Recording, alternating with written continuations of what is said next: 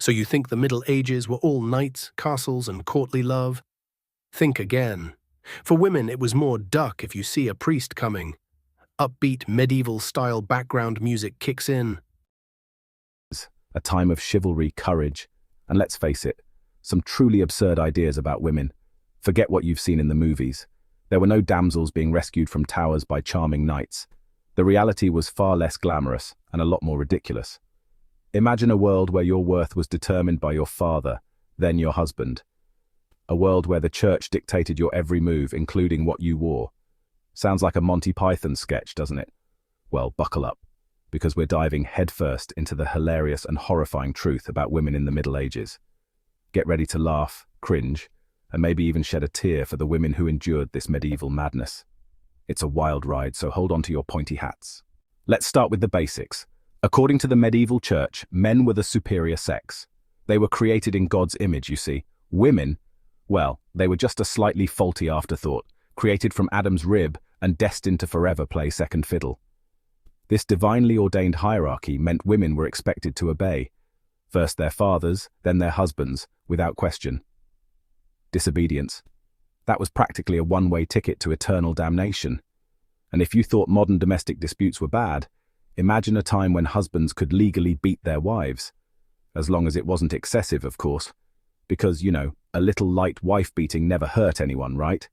Wrong. Very, very wrong. Medieval proverbs offer a fascinating glimpse into the minds of our ancestors. And by fascinating, I mean utterly baffling. Take this Italian gem. A woman is like a walnut. You have to beat her to get anything good out of her. Charming, isn't it? And it wasn't just the common folk who held such enlightened views. Medieval priests, those paragons of virtue, were full of helpful advice for dealing with the fairer sex. One particularly eloquent cleric, John Chrysostom, declared that women were a necessary evil, a natural temptation, a desirable calamity, a domestic peril, a delectable detriment, an evil of nature, painted with fair colours. Clearly, eloquence wasn't a prerequisite for joining the clergy back then. Fashion police, the church edition. Now, let's talk fashion, or rather, the lack thereof. The medieval church had a lot to say about what women could and couldn't wear. Forget about expressing your individuality or, heaven forbid, showing a bit of ankle. You see, according to the church, women's clothing was a matter of grave theological importance. A woman's body was a dangerous distraction, and any attempt to enhance her appearance was seen as an act of unholy seduction. The message was clear: cover up, ladies, or risk incurring the wrath of God, and nobody wants that, do they?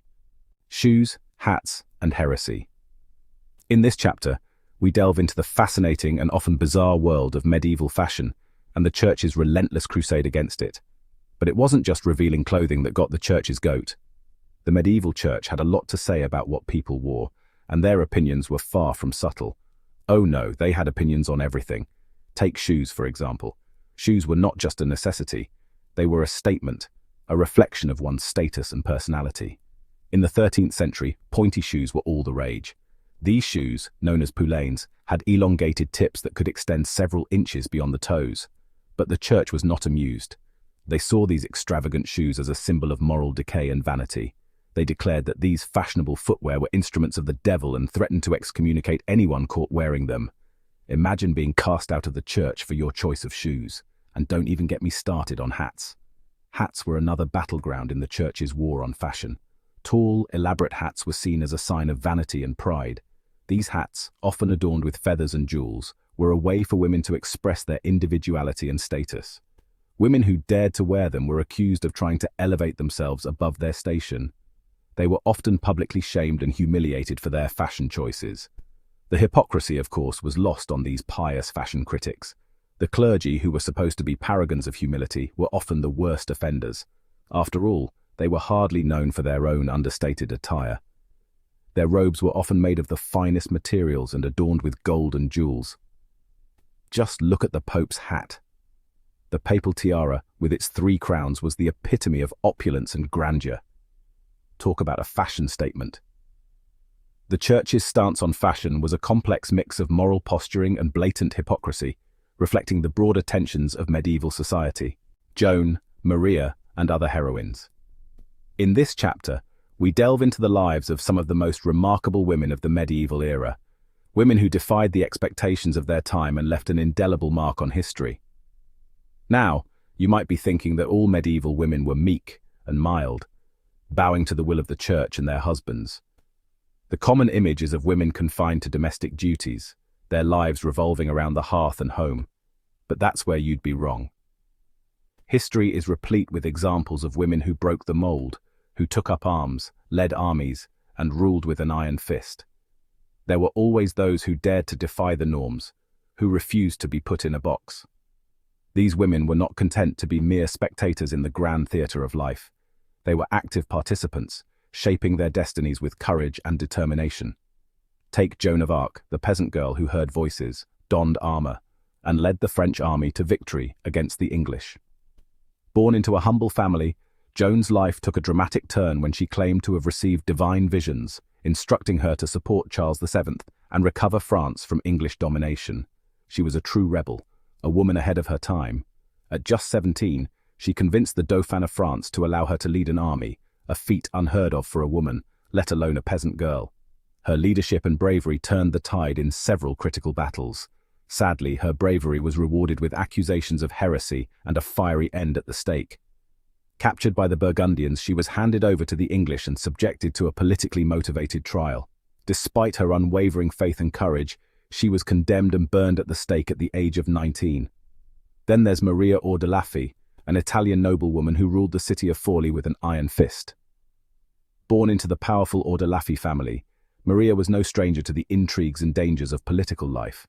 She was known for her political acumen, her military prowess, and her rather unorthodox love life. Maria was a formidable leader, often leading her troops into battle and making strategic decisions that would secure her family's power. She was married 4 times, and her enemies spread scandalous rumors about her alleged affairs. Despite the controversies, Maria's legacy as a shrewd and capable ruler endures. Her life was a testament to the fact that women in the medieval era could wield power and influence just as effectively as their male counterparts.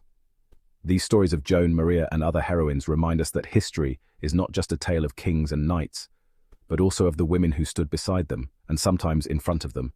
Their courage, intelligence, and resilience continue to inspire us today. As we turn the pages of history, let us remember and celebrate these extraordinary women who dared to defy the odds and carve their own paths in a world that often sought to silence them. Conclusion. As we wrap up our journey through the Middle Ages, it's time to reflect on the incredible resilience and strength of women during this tumultuous period. So there you have it, a glimpse into the hilarious and horrifying world of women in the Middle Ages. From absurd proverbs to ridiculous fashion restrictions, the lives of medieval women were filled with challenges that seem almost unimaginable today. It's clear that our female ancestors had to put up with a lot. They were often confined to roles that society deemed appropriate, yet they found ways to assert their presence and influence. But amidst the madness, there were glimmers of hope, moments of joy, and instances of defiance. Women formed communities, supported each other, and found ways to navigate the complexities of their world. There were women who dared to challenge the status quo, who picked up books and swords alike, and who refused to be silenced. These trailblazers paved the way for future generations, showing that change was possible even in the most restrictive of times. They addressed crowds, led processions, and made their voices heard, often at great personal risk. Their courage and determination laid the groundwork for a more equitable future. Thankfully, we've come a long way since the Middle Ages. Today, women are leaders, innovators, and changemakers in every field imaginable. The progress we've made is a testament to the enduring spirit of those who came before us. Women today enjoy rights and freedoms that our female ancestors could only dream of. We celebrate achievements, break barriers, and continue to push for equality in all aspects of life. But it's important to remember the struggles they faced, the injustices they endured. Their stories are not just historical footnotes. They are powerful reminders of the resilience and strength that define the human spirit. Because their stories serve as a reminder that progress is not inevitable, it's something we have to constantly strive for. The fight for equality and justice is ongoing, and we must remain vigilant and committed. It's something we have to constantly strive for. Every protest, every rally, every voice raised in the name of justice is a continuation of the legacy left by those medieval women who dared to dream of a better world. And while we're at it, Let's ditch those ridiculous medieval proverbs, shall we? They may have been amusing in their time, but today we know better. Let's create new proverbs that reflect the strength, wisdom, and equality we strive for in our modern world. So as we look back on the past, let's also look forward to a future where every woman, regardless of her background, can live a life free from oppression and full of opportunity. The journey continues, and together we can make it a brighter one.